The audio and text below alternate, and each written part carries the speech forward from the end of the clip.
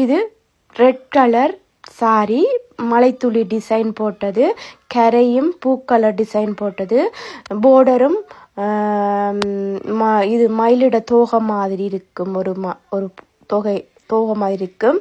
And பச்சை colour கரை, பச்சை கலர் போர்டர், பச்சை colour head piece. And head பீஸில் கீழே வந்து கரை வந்து மாங்காய் டிசைனில் இருக்கும்.